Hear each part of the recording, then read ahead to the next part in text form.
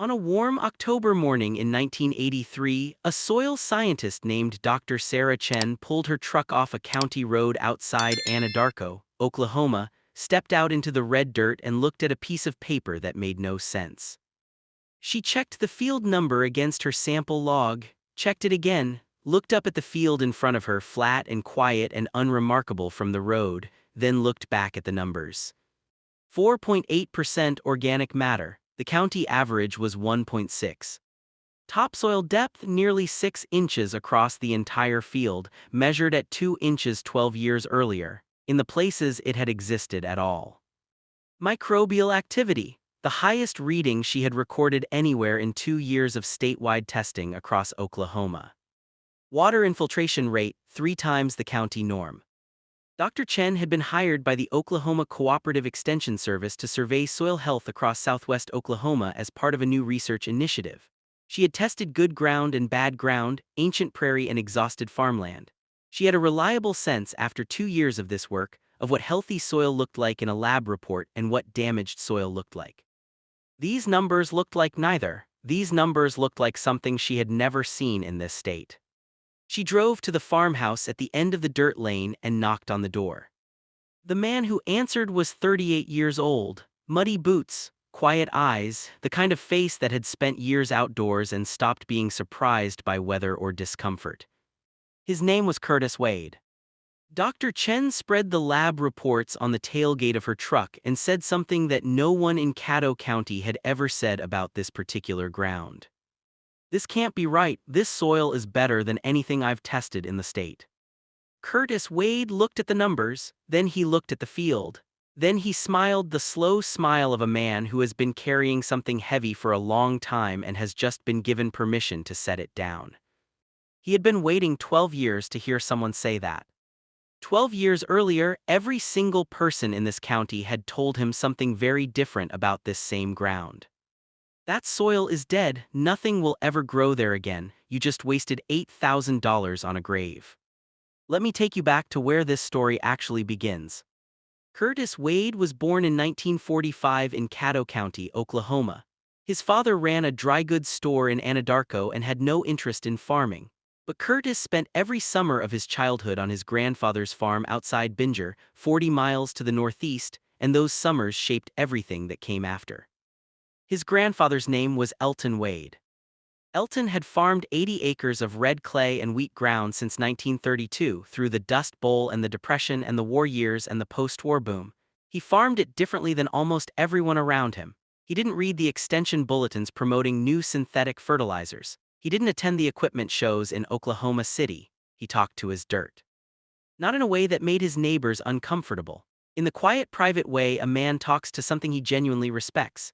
He would walk his fields in the early morning, stop every few hundred feet, kneel down, reach into the soil with his bare hand, bring up a fistful, smell it first, then crumble it slowly between his fingers and watch how it broke apart.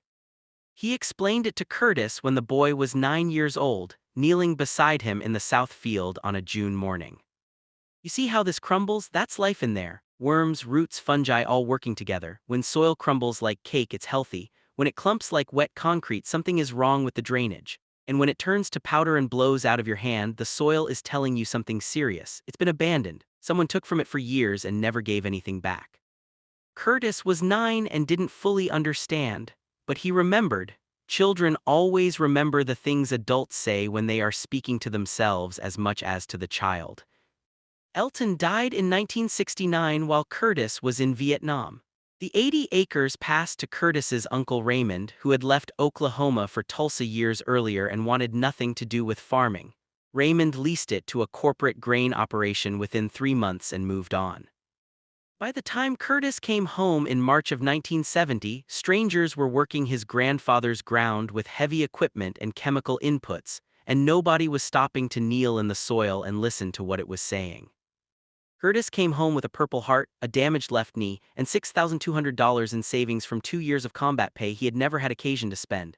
He was 25 years old. The war had taken things from him he didn't talk about, but it had also given him something most men his age didn't have: a deep, bone-level understanding of patience, the specific kind that comes not from temperament but from experience. From having learned, in a way that cannot be unlearned, that the only thing worse than waiting is stopping too early. He worked through 1970 doing whatever paid: fencing, hay hauling, elevator shifts during harvest. He saved another $6,000 and started looking for land. But decent farmland in Caddo County in 1971 was selling between $180 and $220 an acre for anything worth having. His $12,000 wouldn't buy 60 acres of good ground, and 60 acres wasn't enough to build a real operation. He was stuck until he heard about the Dawson place. Howard Dawson had farmed 160 acres 6 miles north of Anadarko from 1948 to 1965, 17 years. He had come into the ground right after the war, optimistic about the new synthetic fertilizers coming out of the wartime chemical industry.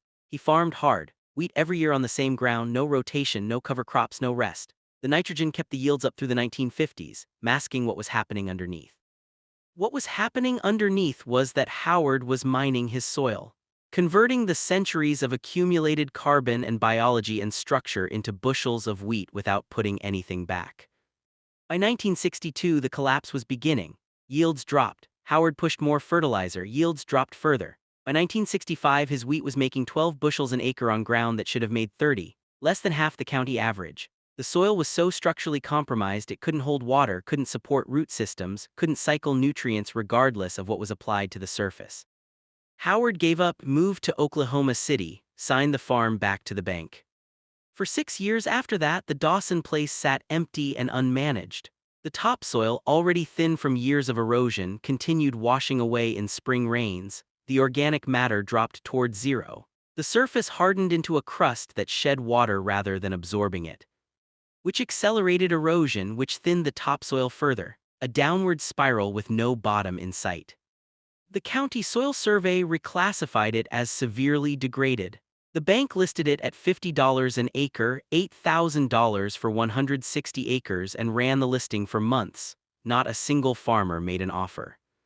Curtis drove out to look at it on a Saturday morning in April of 1971. The Dawson place announced itself before he reached it.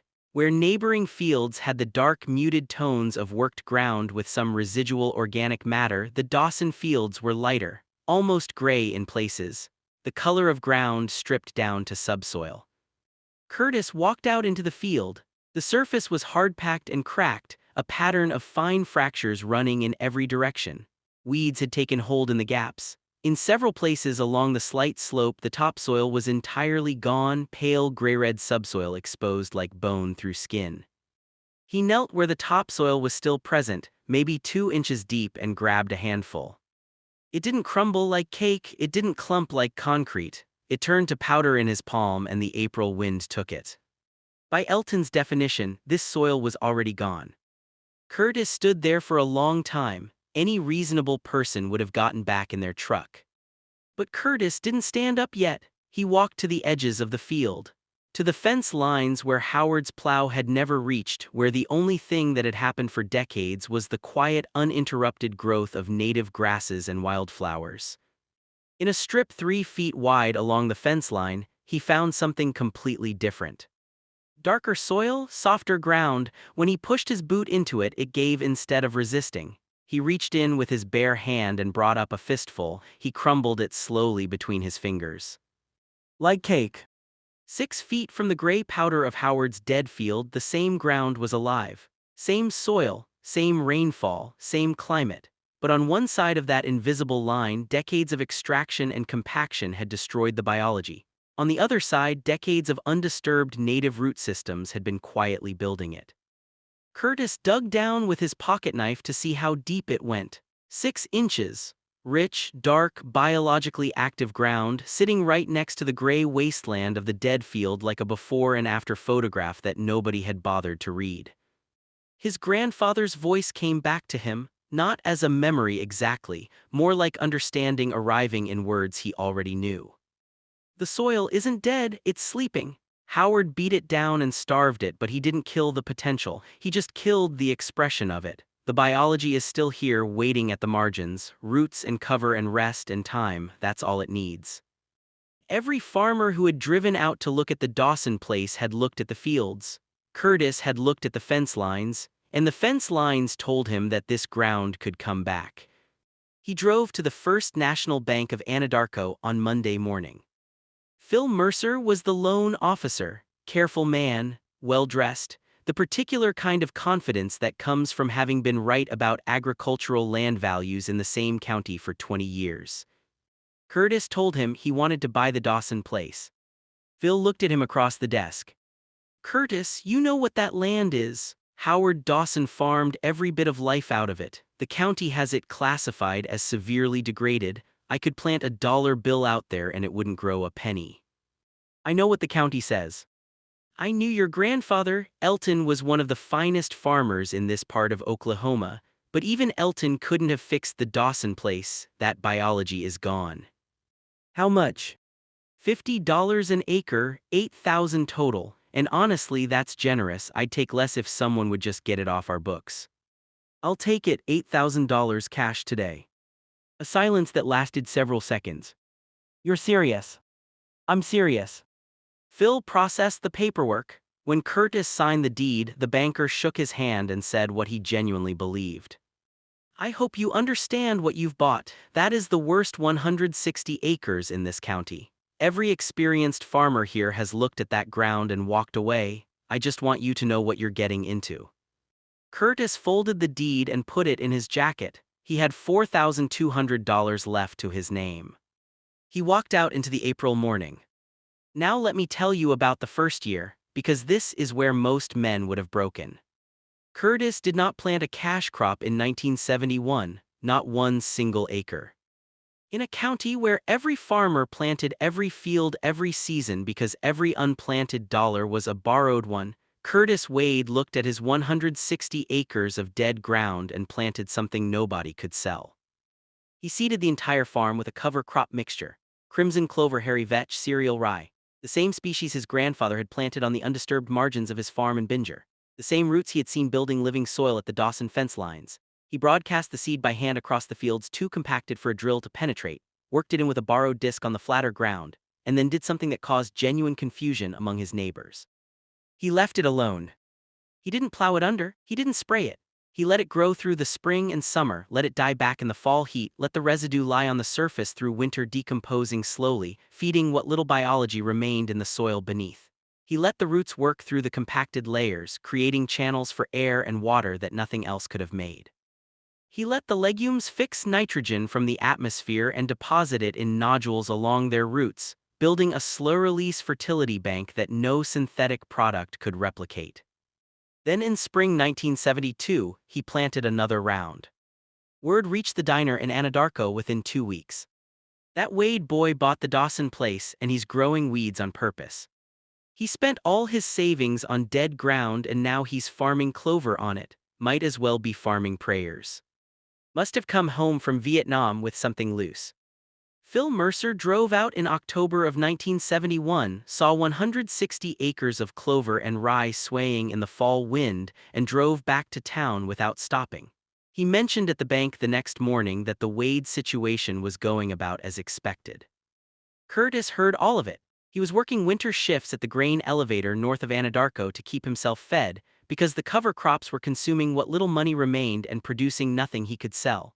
He ate beans and rice. He lived in the old Dawson farmhouse with the roof open to the sky in 2 places and no running water for the first several months. He worked 12-hour days at the elevator and came home in the dark and went to bed and got up and did it again.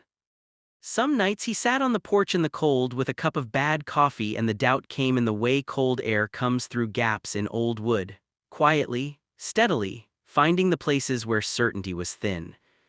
He'd spent everything on land everyone said was finished. He was eating cheap food in a broken house. He had no crop, no income from farming, nothing growing on his field that anyone could sell. The only thing he had was the memory of his grandfather crumbling soil in a field in Binger, and a 3-foot strip of living dirt along a fence line that most people had driven past 100 times without stopping to look at. But every week, without exception, regardless of temperature or fatigue or what people were saying at the diner, Curtis walked his fields with a shovel and a green spiral notebook. He dug holes at marked locations. He counted worms. He measured root depth. He noted soil color on a rough scale from gray to brown to dark brown. He recorded moisture level and smell. He was building a record of something that hadn't happened yet, creating a baseline so that when the change came he would be able to see it clearly. In the fall of 1972, the entries were different in some spots, not dramatically, but different. Worm count at Station 7, 4, up from 1 in 1971.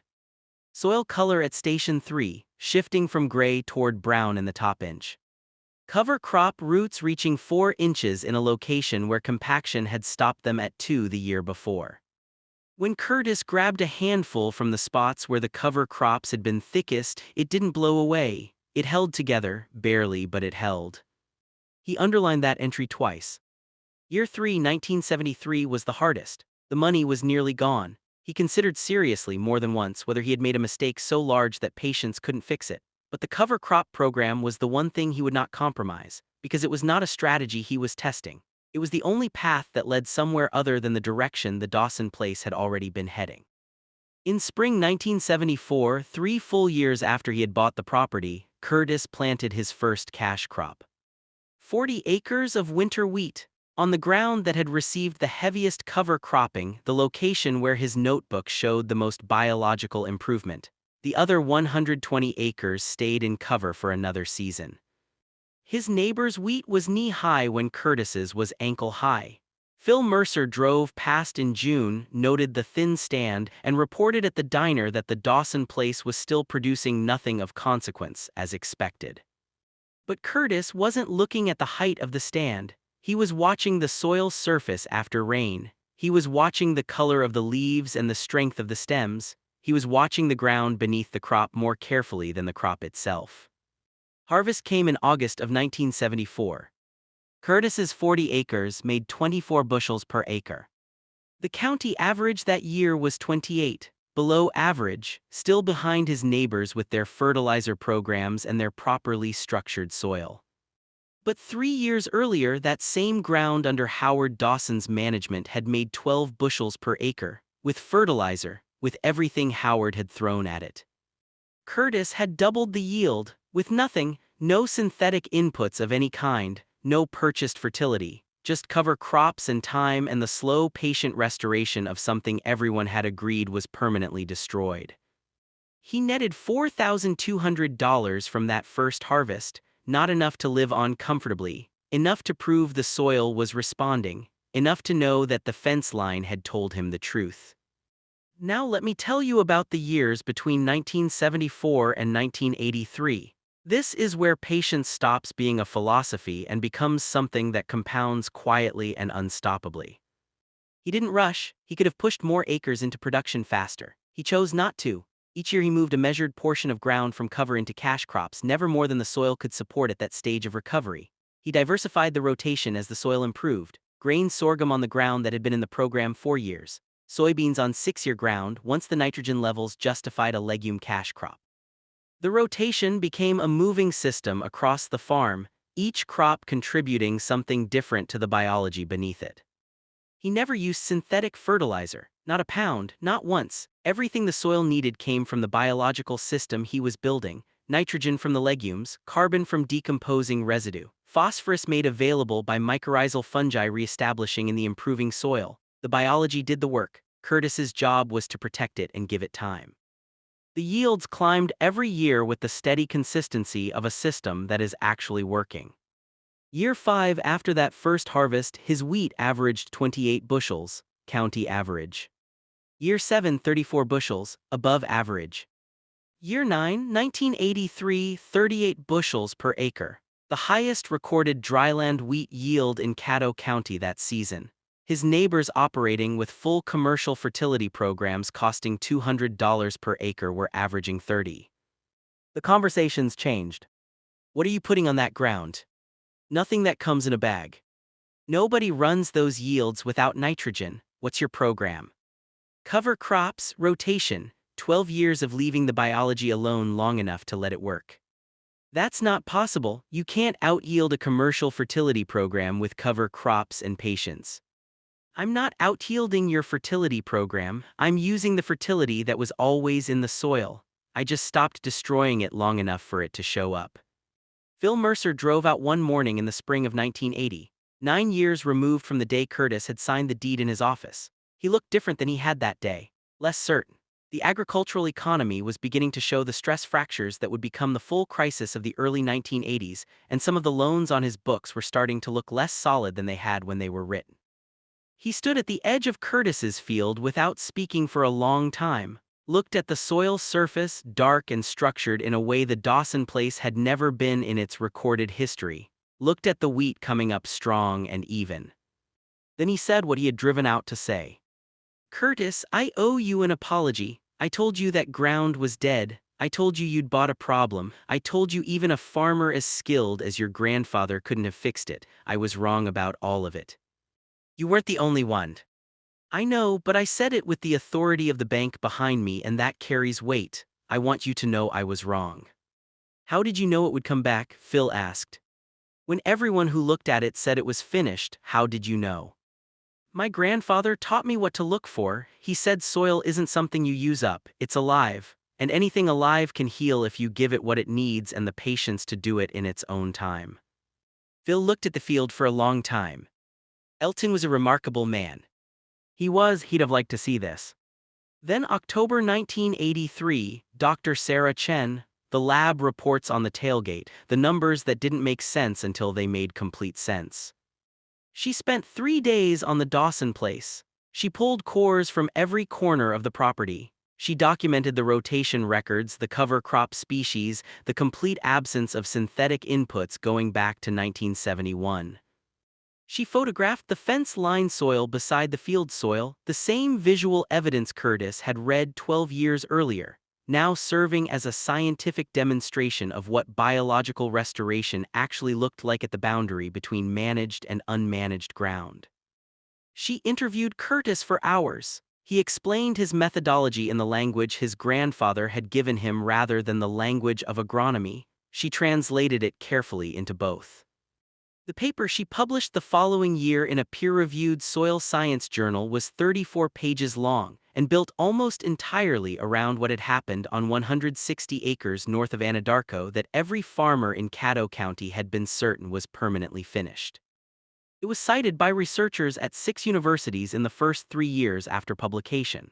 It brought soil scientists from Oklahoma State, Kansas State, Texas A&M, and the USDA Natural Resources Conservation Service to stand in a field that 12 years earlier a banker had described as a graveyard. Curtis hosted visitors every spring for 15 years after the paper came out. Farmers, researchers, students, journalists. He walked all of them through the rotation, showed them the green notebook with worm counts and root depths going back to 1971, took them to the fence line and showed them what he had seen on that Saturday morning in April and what seeing it had meant. He charged no one anything. Phil Mercer retired from the First National Bank of Anadarko in 1992. At his retirement dinner, someone asked him to name the most significant loan decision of his career. He didn't hesitate long. "The worst loan I ever made was also the best one. I sold Curtis weighed 160 acres of dead ground for $8,000 because I believed the county survey and I believed every experienced farmer who had walked away from it. What I didn't believe was that the ground could come back. I was wrong about that in a way I think about often. The land wasn't dead. We were just looking at it wrong. Curtis looked at it right. And that $8,000 piece of ground became the most productive and most studied soil in this county." By 2002, the Dawson place appraised at $1,400 per acre. Curtis had paid $50 in 1971, a 28-fold return on ground that every farmer in Caddo County had passed on without a second look. Curtis Wade is 81 years old now. He still lives in the farmhouse he repaired piece by piece across the decades, starting with the broken roof in year 2 and working outward from there until it became the kind of house that fits a man who built everything in his life gradually and without shortcuts. He stopped farming the ground himself in 2014 and leased it to a young couple who had been working hired labor on a corporate grain operation east of Anadarko. He gave them fair terms and one condition, stated once and not negotiated. "You feed this soil, you don't mine it. The soil took 12 years to build to where it is and 30 more to hold there. It goes with you when you take over this lease, and I need to know you understand what that means." He still walks the field sometimes with a shovel and a newer notebook, the original green one long since filled and stored on the shelf beside his grandfather's one photograph. He still digs holes at the old marked stations, navigating by memory now since the stakes rotted away years ago. He still counts worms. He still notes the color. He still brings up a handful and crumbles it slowly between his fingers the way Elton taught him kneeling in a field outside Binger in 1963. It crumbles like cake, has for 30 years. He brought it back, not with money or chemistry or expensive equipment or anything that required more than a used disc, a hand seeder, and a green spiral notebook from the 5N dime in Anadarko. He brought it back with cover crops and patience and the understanding his grandfather had passed to him kneeling in the dirt, and the stubborn refusal to accept that something alive was permanently gone just because every person around him said it was. The banker said the soil was dead.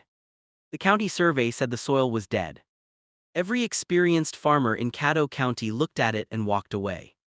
And a 26-year-old veteran with $12,000 and a dead man's lessons bought 160 acres of gray powder for $50 an acre, planted clover on it, and walked through 12 years of doubt and mockery and beans and rice and broken roof winters, until the soil itself proved every one of them completely wrong. Because Curtis understood one thing that turned out to matter more than any of the other things. The people who tell you something is dead are usually just the people who stopped paying close enough attention. They looked at the field, Curtis looked at the fence line. That's the only difference, not superior knowledge, not better technology, not more money or more equipment or more credentials. Just looking at the right thing at the right moment and being stubborn enough to believe what he saw even when every voice around him said he was wrong. The soil remembered everything his grandfather taught him. And in the end, that was enough.